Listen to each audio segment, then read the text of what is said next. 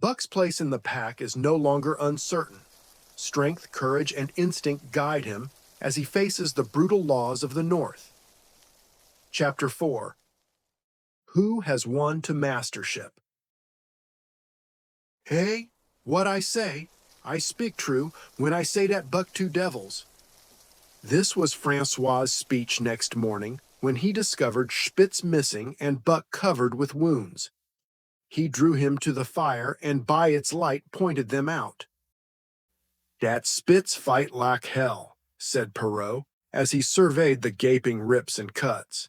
"And dat Buck fight like two hells," was Francois's answer. "And now we make good time. No more Spitz, no more trouble, sure." While Perrault packed the camp outfit and loaded the sled, the dog driver proceeded to harness the dogs. Buck trotted up to the place Spitz would have occupied as leader, but Francois, not noticing him, brought Solix to the coveted position. In his judgment, Solix was the best lead dog left. Buck sprang upon Solix in a fury, driving him back and standing in his place. "Eh? Eh?" Francois cried, slapping his thighs gleefully. "Look at dat Buck. Heem kill dat Spitz. Heem tink to take de job." "Go way, Chook," he cried, but Buck refused to budge. He took Buck by the scruff of the neck, and though the dog growled threateningly, dragged him to one side and replaced Solix. The old dog did not like it and showed plainly that he was afraid of Buck. Francois was obdurate, but when he turned his back, Buck again displaced Solix, who was not at all unwilling to go. Francois was angry. "Now, by gar, I fix you," he cried, coming back with a heavy club in his hand. Buck remembered the man in the red sweater and retreated slowly, nor did he attempt to charge in when Solix was once more brought forward. But he circled just beyond the range of the club, snarling with bitterness and rage, and while he circled, he watched the club so as to dodge it if thrown by Francois, for he was become wise in the way of clubs. The driver went about his work, and he called to Buck when he was ready to put him in his old place in front of Dave. Buck retreated 2 or 3 steps. Francois followed him up, whereupon he again retreated. After some time of this, Francois threw down the club, thinking that Buck feared a thrashing. But Buck was in open revolt. He wanted, not to escape a clubbing, but to have the leadership. It was his by right. He had earned it, and he would not be content with less. Perrault took a hand. Between them, they ran him about for the better part of an hour. They threw clubs at him.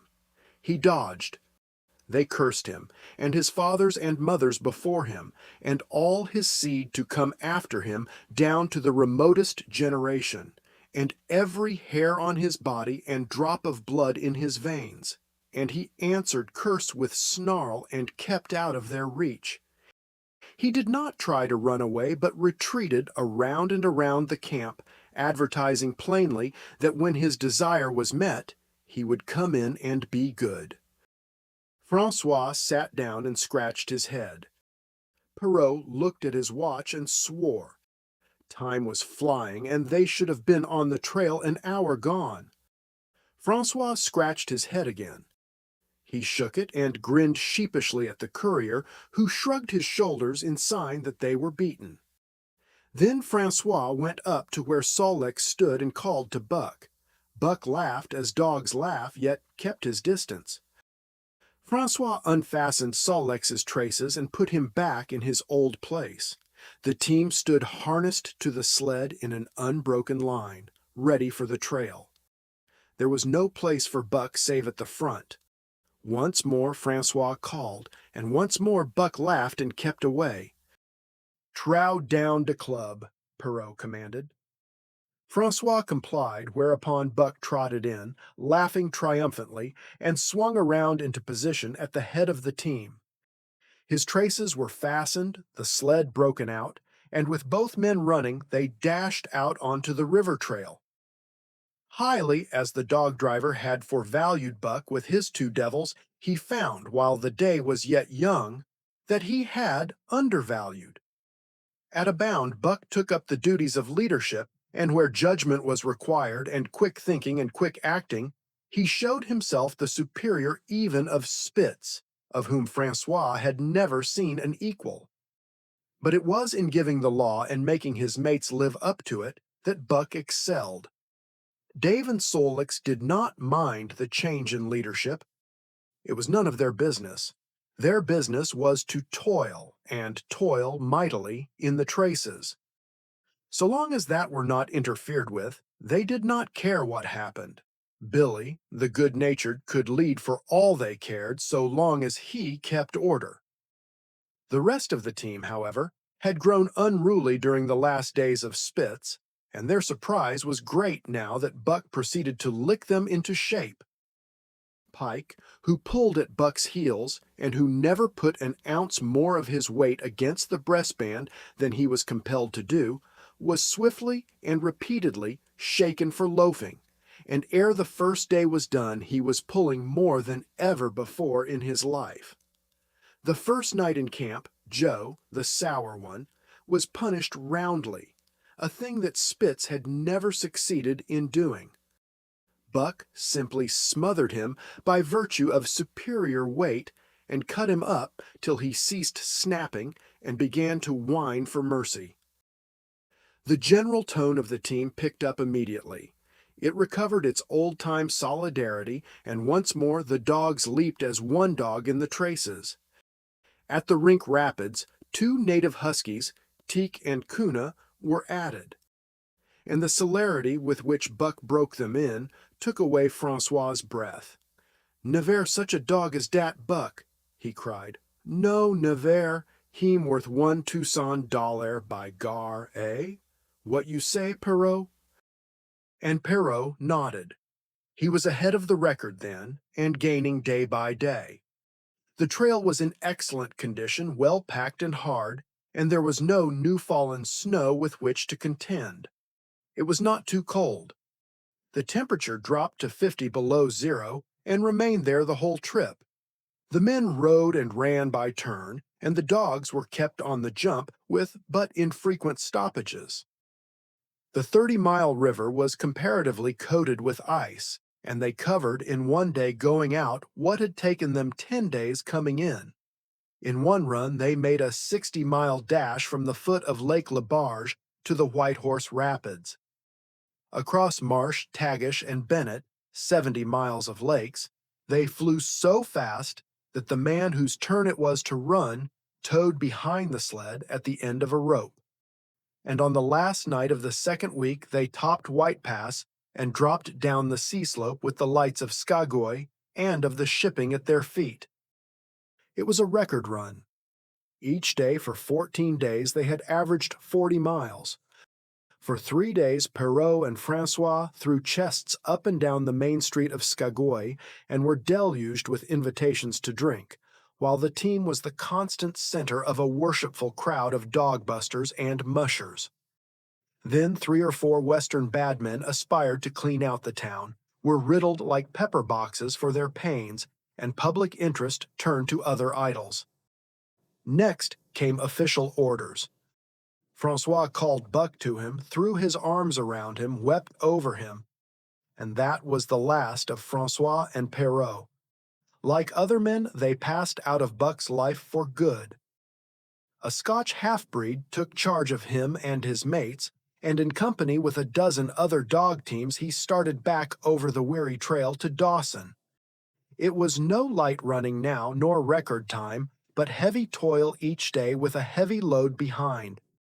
For this was the mail train, carrying word from the world to the men who sought gold under the shadow of the pole. Buck did not like it, but he bore up well to the work, taking pride in it after the manner of Dave and Solix, and seeing that his mates, whether they prided in it or not, did their fair share. It was a monotonous life, operating with machine-like regularity. One day was very like another. At a certain time each morning the cooks turned out, fires were built, and breakfast was eaten. Then, while some broke camp, others harnessed the dogs, and they were under way an hour or so before the darkness fell, which gave warning of dawn. At night, camp was made. Some pitched the flies, others cut firewood and pine boughs for the beds, and still others carried water or ice for the cooks. Also, the dogs were fed. To them, this was the one feature of the day, though it was good to loaf around after the fish was eaten for an hour or so with the other dogs, of which there were 50 and odd. There were fierce fighters among them, but 3 battles with the fiercest brought Buck to mastery, so that when he bristled and showed his teeth, they got out of his way. Best of all, perhaps, he loved to lie near the fire, hind legs crouched under him, 4 legs stretched out in front, head raised and eyes blinking dreamily at the flames. Sometimes he thought of Judge Miller's big house in the sun-kissed Santa Clara Valley, and of the cement swimming tank, and Isabel, the Mexican hairless, and Toots, the Japanese pug. But oftener he remembered the man in the red sweater, the death of Curly, the great fight with Spitz, and the good things he had eaten or would like to eat. He was not homesick. The Sunland was very dim and distant, and such memories had no power over him. Far more potent were the memories of his heredity that gave things he had never seen before a seeming familiarity. The instincts, which were but the memories of his ancestors become habits, which had lapsed in later days, and still later, in him, quickened and become alive again. Sometimes, as he crouched there, blinking dreamily at the flames, it seemed that the flames were of another fire, and that as he crouched by this other fire, he saw another and different man from the half-breed cook before him. This other man was shorter of leg and longer of arm, with muscles that were stringy and knotty rather than rounded and swelling. The hair of this man was long and matted, and his head slanted back under it from the eyes. He uttered strange sounds, and seemed very much afraid of the darkness, into which he peered continually, clutching in his hand, which hung midway between knee and foot, a stick with a heavy stone made fast to the end. He was all but naked, a ragged and fire-scorched skin hanging part way down his back, but on his body there was much hair. In some places, across the chest and shoulders and down the outside of the arms and thighs, it was matted into almost a thick fur. He did not stand erect, but with trunk inclined forward from the hips, on legs that bent at the knees. About his body there was a peculiar springiness, or resiliency, almost cat-like, and a quick alertness, as of one who lived in perpetual fear of things seen and unseen. At other times this hairy man squatted by the fire with head between his legs and slept. On such occasions his elbows were on his knees, his hands clasped above his head, as though to shed rain by the hairy arms.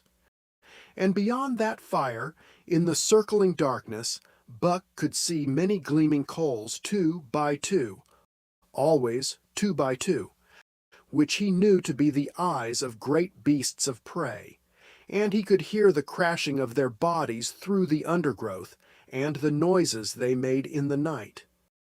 And dreaming there by the Yukon bank with lazy eyes blinking at the fire, these sounds and sights of another world would make the hair to rise along his back and stand on end across his shoulders and up his neck, till he whimpered low and suppressedly, or growled softly, and the half-breed cook shouted at him, "Hey, you Buck, wake up!" Whereupon the other world would vanish and the real world come into his eyes, and he would get up and yawn and stretch as though he had been asleep. It was a hard trip, with the mail behind them, and the heavy work wore them down. They were short of weight and in poor condition when they made Dawson, and should have had a 10 days or a week's rest at least. But in 2 days' time they dropped down the Yukon bank from the barracks, loaded with letters for the outside. The dogs were tired, the drivers grumbling, and to make matters worse, it snowed every day. This meant a soft trail, greater friction on the runners, and heavier pulling for the dogs. Yet the drivers were fair through it all and did their best for the animals. Each night the dogs were attended to first. They ate before the drivers ate, and no man sought his sleeping robe till he had seen to the feet of the dogs he drove. Still, their strength went down. Since the beginning of the winter they had traveled 1,800 miles, dragging sleds the whole weary distance, and 1,800 miles will tell upon life of the toughest. Buck stood it, keeping his mates up to their work and maintaining discipline, though he too was very tired. Billy cried and whimpered regularly in his sleep each night. Joe was sourer than ever, and Sulix was unapproachable, blind side or other side. But it was Dave who suffered most of all. Something had gone wrong with him. He became more morose and irritable, and when camp was pitched at once made his nest where his driver fed him. Once out of the harness and down, he did not get on his feet again till harness-up time in the morning. Sometimes, in the traces, when jerked by a sudden stoppage of the sled, or by straining to start it, he would cry out with pain. The driver examined him, but could find nothing. All the drivers became interested in his case. They talked it over at mealtime, and over their last pipes before going to bed, and one night they held a consultation. He was brought from his nest to the fire and was pressed and prodded till he cried out many times. Something was wrong inside, but they could locate no broken bones, could not make it out. By the time Cassiar Bar was reached, he was so weak that he was falling repeatedly in the traces. The Scotch half-breed called a halt and took him out of the team, making the next dog, Solex, fast to the sled. His intention was to rest Dave, letting him run free behind the sled. Sick as he was, Dave resented being taken out, grunting and growling while the traces were unfastened, and whimpering broken-heartedly when he saw Sulix in the position he had held and served so long. For the pride of trace and trail was his, and sick unto death, he could not bear that another dog should do his work. When the sled started, he floundered in the soft snow alongside the beaten trail, attacking Solix with his teeth, rushing against him and trying to thrust him off into the soft snow on the other side, striving to leap inside his traces and get between him and the sled, and all the while whining and yelping and crying with grief and pain. The half-breed tried to drive him away with the whip, but he paid no heed to the stinging lash, and the man had not the heart to strike harder. Dave refused to run quietly on the trail behind the sled, where the going was easy, but continued to flounder alongside in the soft snow, where the going was most difficult, till exhausted. Then he fell, and lay where he fell, howling lugubriously as the long train of sleds churned by. With the last remnant of his strength he managed to stagger along behind till the train made another stop, when he floundered past the sleds to his own, where he stood alongside Sulix. His driver lingered a moment to get a light for his pipe from the man behind. Then he returned and started his dogs.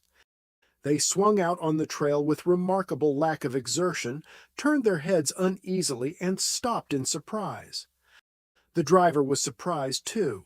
The sled had not moved. He called his comrades to witness the sight. Dave had bitten through both of Solix's traces and was standing directly in front of the sled in his proper place. He pleaded with his eyes to remain there. The driver was perplexed.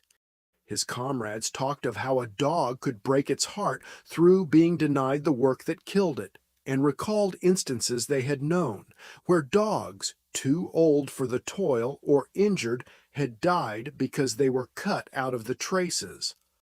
Also, they held it a mercy, since Dave was to die anyway, that he should die in the traces, heart easy and content.